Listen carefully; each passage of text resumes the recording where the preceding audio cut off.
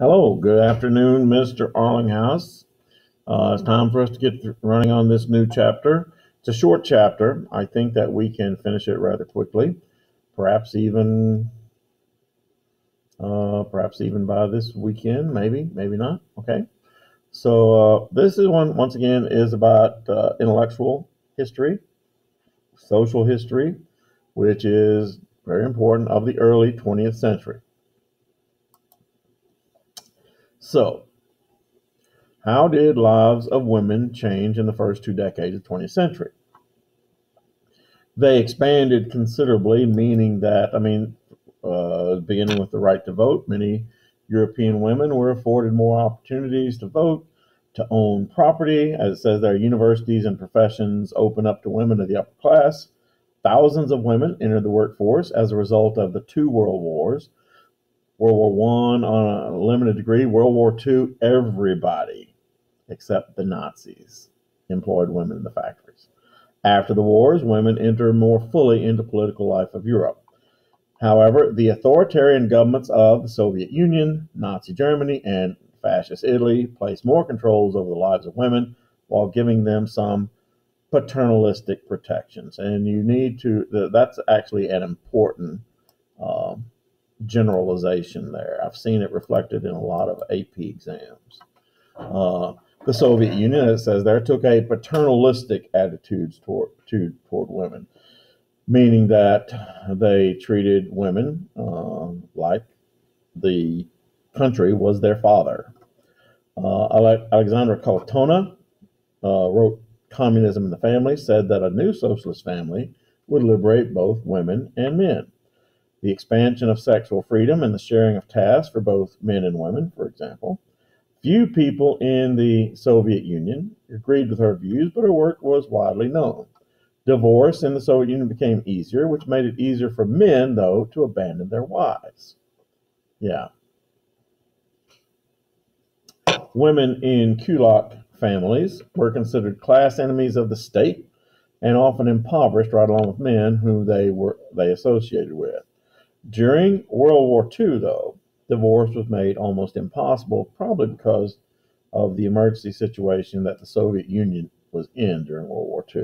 It was literally in the Soviet Union, World War II is called the Great Patriotic War, largely because that war was perceived, and rightfully so, as literally a battle for the survival of the Soviet Union, the Russian people, because the Nazis intended to obliterate them. Soviet Union occupied, as you know, Mr. Arlinghouse, a lot of that territory in Eastern Europe, Ukraine, that Adolf Hitler was talking about when he talked about Lebensraum. So, after the death of Stalin, though, many of these laws were relaxed. Women in the Soviet era were forced to find full time jobs, then come home and work another job, which meant their household. And women in the Soviet Union endured a tremendous amount of stress. Now, fascist policies regards women mixed a policy of paternalistic protectionism and benign neglect. The fascist idea of a man as wage earner and woman as mother and homemaker reflected the ideologies of the Roman Catholic Church. Mussolini wanted women to have children and stay at home. He had maternity leaves, insurance, subsidies to large families, and information about good child rearing practices in the fascist model. He outlawed information about contraception and sexual information, which made it hard for women to limit the size of their own families. The home in fascist Italy became an extension of state policies. 25% of the Italian workforce, however, under Mussolini were women. But women's wages were kept artificially low. Women worked in the less skilled jobs, and the government forbade more than 10% of a company's labor force to be women. Excuse interruption. Bus 86 is pulling in. Thank you. So catch that bus, Mr. Arlinghouse. By 1940, women's participation in the Italian labor force was more part-time and more low-skilled than it actually had been before the fascists. I think I misspelled that wrong. Before the fascists took power. Nazi attitudes toward women were alike the Italians, and yet different. Hitler and the Nazis thought that there were natural separate social spheres for women and men, and that the two spheres should not mix. Although the Nazis vowed to protect motherhood, I'll have to show you that film sometime, Mr. Arlinghouse. The Nazis had a program called Bund für Mutterschutz, and also another Mutter and Kind, mother and child. However, the actual number of working women in Nazi Germany did rise. Nazi women were expected to be good mothers, translators of German values, support German businesses, and, yes, boycott Jews.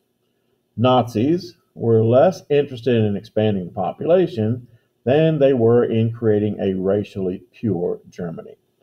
The Nazis condemned motherhood of the racially impure, not only Jews, but also Slavs and Gypsies. The Nazis sought to sterilize undesirable women, meaning those mentally challenged, had diseases such as, physical challenges, mental challenges, children with Down syndrome, etc., etc., etc. Abortion in Nazi Germany was allowed to preserve racial purity. Nazi policy was one of selective breeding or antinatalism.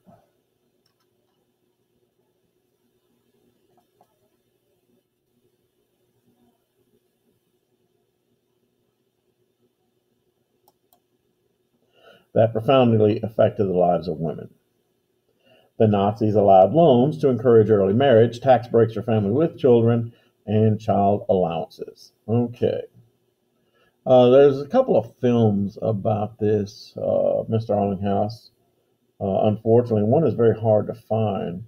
One film was called Out of the Ashes. It was about a Jewish woman who was a doctor, gynecologist actually, and she found herself in a Nazi concentration camp. And while she was there, she performed abortions on other Jewish women. The reason being, had the Nazis found out that these Jewish women were expecting, the Nazis performed experiments on not only expectant mothers, but fetuses and, of course, infants.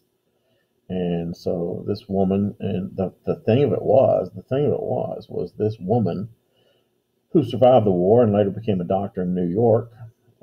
This woman had to perform these abortions literally, and think about this, without any kind of surgical instruments. Yeah, interesting story. You should Google it or something. It's called Out of the Ashes. The emphasis of the Soviet future was on the Soviet man and the Soviet woman. Lenin had encouraged some private enterprise amongst farmers to increase the food supply. However, Stalin is going to shoot that down. Stalin collectivized the entire agricultural industry, the entire industry of agriculture, and all the things that it entailed. In other words, doing away with individually owned farms and also individually owned profit. More than 400,000 kulaks, or 2 million peasants who lived on those kulaks, were forcibly expelled, killed, shipped to work camps in Siberia, etc. They then had to patch together some kind of life. Many became industrial workers, and to be honest, many of them were starved to death. Russian Orthodox clergy were targeted and purged, as the Soviet state was, and I'm sure you know this, Mr. Arlinghouse, the official religion of communism in the Soviet state was atheism. And so, yeah, Catholics, Muslims, and Jews were also treated likewise under the Soviet system. Peasants resisted, killing their own herds of cattle, and this resistance contributed to the famines of 1932 and 1933.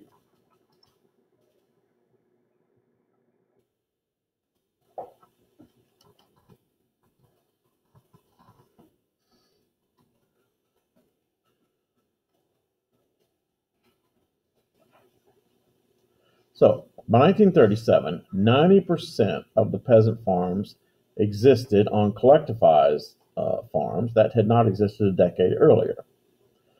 Farms that did not meet the criteria for being a collective farm were punished by lowering their food allotments. Horses were not allowed. Petty crime was prevalent. The population was divided between those trying to progress and those trying to drag their feet in resistance to Stalin.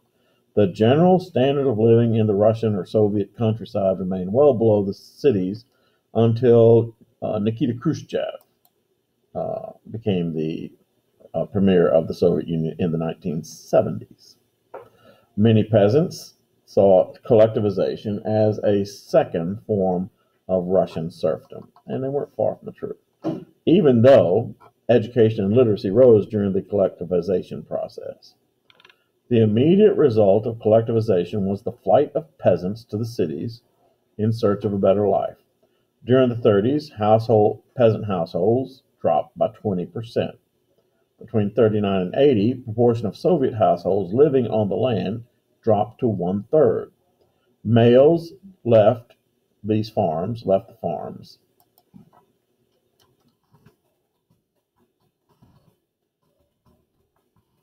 in large numbers, leaving the female and the elderly to live in abject poverty in Russia.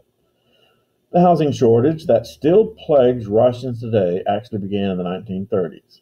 Housing as it was cramped, with people having to share bathrooms and intimate spaces with strangers. From the end of the NEP, the New Economic Policy of Lenin, to the end of the Soviet Union in 1991, city shops had few goods. And this is a chronic problem of the Soviet Union from 1922 to 1991. They had stores and nothing to sell. People worked, earned their rubles, and had nothing to buy with them. Black marketing, the black market was quite common. Barter was quite common. And to be real honest, the favored currency for buying and selling things, vodka.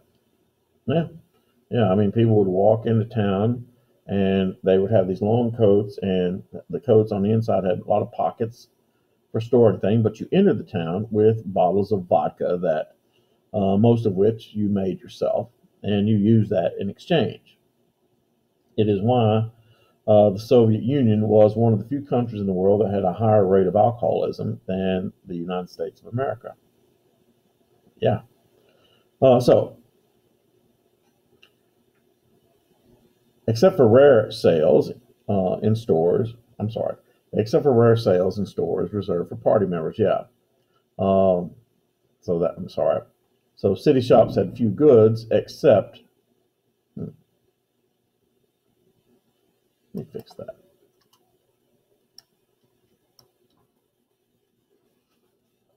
No, no, no.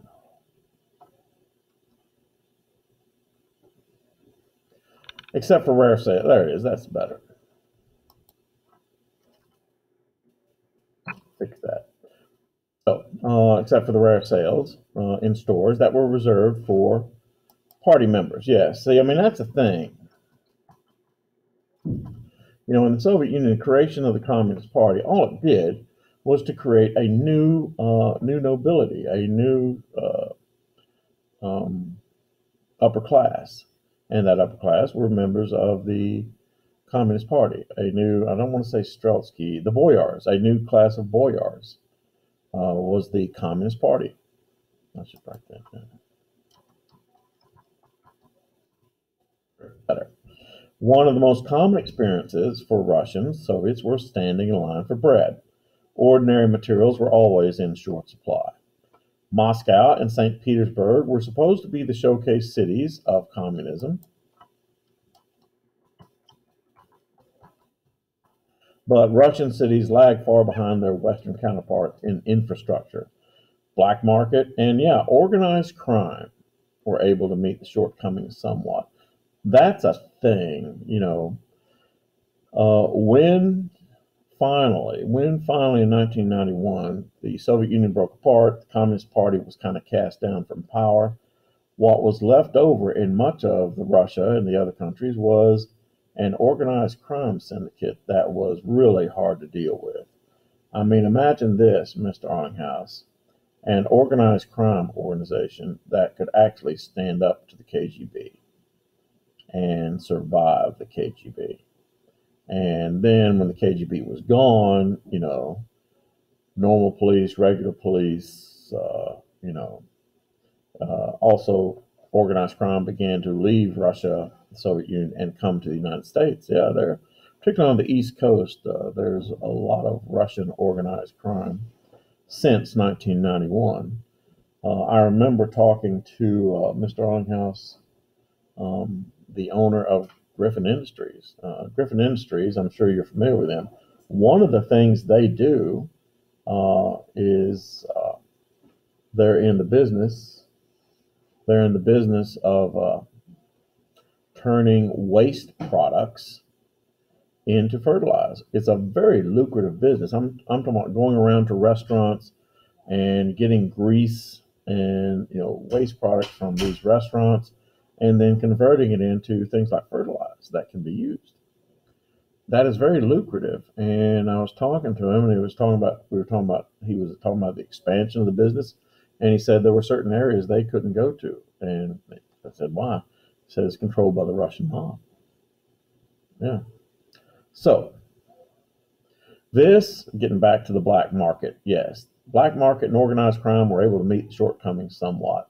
This informal mode of coping was called the blat. Many Soviets sustained this with the idea that they were preparing for a better future. All right. The Jewish population of Poland at the beginning of World War II was the largest population of all of Europe. In other words, percentage-wise. There were more Jews that lived in the Soviet Union, but percentage-wise, see this right here? Let's remember this. Jews in Poland made up not 10% of the Polish population. That was the highest percentage anywhere in Europe.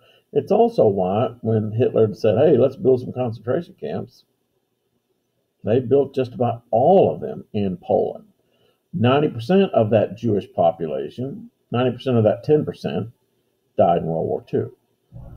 Polish Jews who lived under Russian domination did not experience the same levels of liberation as did their Western European counterparts, even those Jews who lived in Germany. The end of World War I brought about a new beginning of anti-Semitic violence in Poland. They, the Jews, were easily targeted because they were very faithful about how they dressed and how they wore their hair, the curls, and they were easily targeted and easily singled out.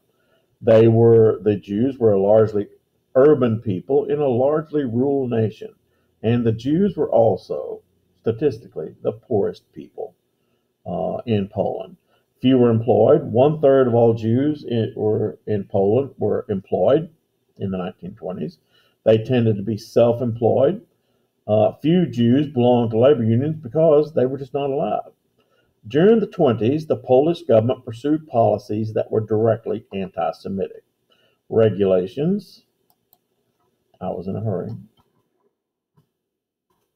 made it difficult for the Jews to observe their Sabbath while holding down jobs. Because remember, the Jewish Sabbath is on a Saturday. Jewish shops had to close 2 days a week, the Saturday and the Sunday. They moved into law and medicine, which prompted the ones who could moved into law and medicine, which of course prompted further resentment.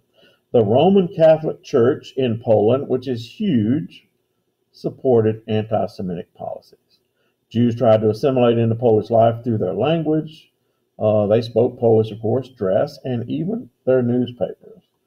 The new Polish constitution did, and that's the one that was started in 1918, did allow Jews to participate in the political life.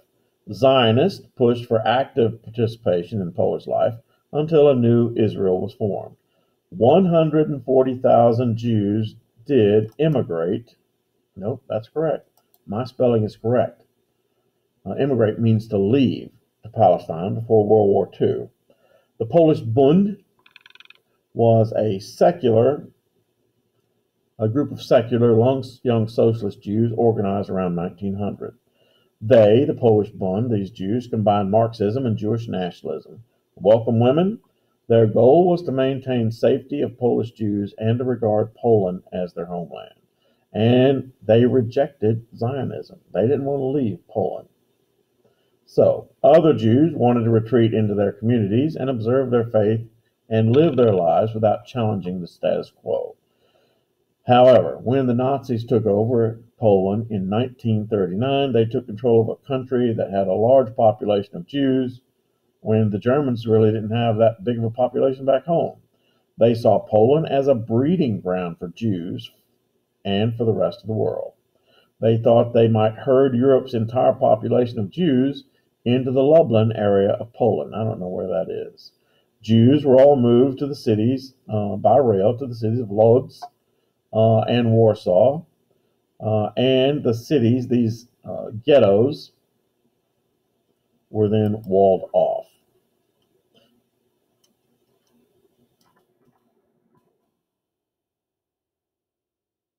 Within the cities. They were administered by Jewish councils. They were divided in their responsibility to the Jewish citizens and German administrators. And so these ghettos were administered by Jewish council. Mr. Arlinghouse, sometimes send me a message and tell me whether or not you've seen Schindler's List. And if you haven't seen Schindler's List, I'm going to smack you because it deals right with this. For example, the story of Schindler's List begins in a Jewish council. And the council there is administered by a bunch of Jews. The problem is that, they have a responsibility to the Jewish citizens to handle complaints, but they then have to turn around and answer to Nazi administrators who were not sympathetic. By 1941, all the Jews had lost all their civic standing and property in Poland. The cities were located in the least healthy areas. Surprise, surprise. And approximately 20% of the population of Lodz and Warsaw died of disease and malnutrition. When the Germans invaded the Soviet Union, they had settled on this final solution. Jews were herded into camps, concentration camps, yes, we know this, and systematically killed. After the war, the few Jews who survived faced tremendous anti-Semitism from Soviet-backed governments. See, that's what a lot of people don't realize, that even after the war ended, Jews were still the object of anti-Semitism, official anti-Semitism, particularly in Eastern Europe. Anyway, many Jews eventually immigrated to Israel and left the largest Jewish country in Europe, Poland, with a Jewish population of only a few thousand. 4,000, I think, was the number. Both the Second World War and the economic transformation of the continent, in other words, moving to where the jobs were, brought extensive migration. The violence of war had made millions into refugees, and we're talking about World War II here, which we hadn't even studied. There is a very interesting documentary, Mr. Arlinghouse, and it's called After the War. And it looks at Europe after World War II. It wasn't like, and it's really interesting, it wasn't like, when World War II ended, everybody just went, okay, war's over, good game, guys, slap each other's hands and go back. No. To be real honest, you had to feel sorry. You had to feel sorry for the Germans because there were a lot of Germans who lived in the Czechoslovakia. There were a lot of Germans who lived in the Balkan Peninsula. There were a lot of Germans who lived in Poland and what is East Prussia. And they were told to leave and were brutalized. It actually showed on this documentary this road in the Sudetenland in the Czech Republic where they just lined these Germans up and ran over them with a giant truck. Even as these Germans were trying to walk out of that country back to Germany. It says the violence of war made millions into refugees. Hundreds of thousands of Baltic, Polish, and Yugoslav prisoners of war found asylum in Western Europe. There it is. Yeah, that worked. Hundreds of thousands of Baltic, Polish, and Yugoslav POWs, prisoners of war. POWs, prisoners of war. You and I know that, Mr. Arlinghouse.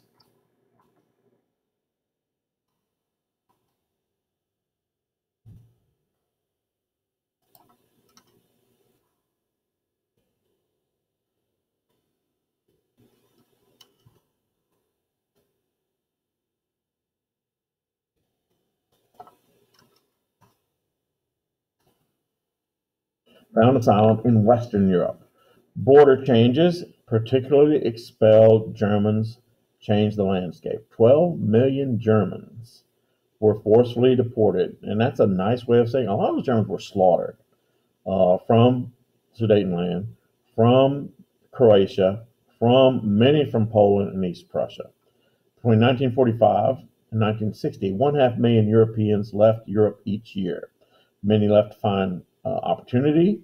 Decolonization, though, and we'll talk about this in a future chapter, decolonization, meaning that the European colonies in places like Indonesia, India, Vietnam, places like that, led many people back to Europe.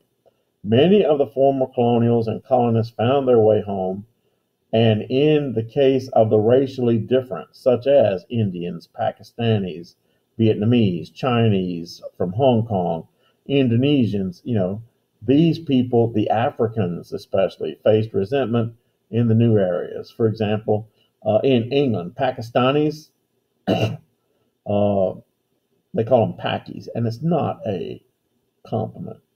In England, for example, what was the National Front? The National Front was the government. I'm going to look that up, Mr. Arlinghouse. Why don't you look that up for me? But yes, these are your terms that I added as well. So, I think that does it. Look at that. That chapter's finished.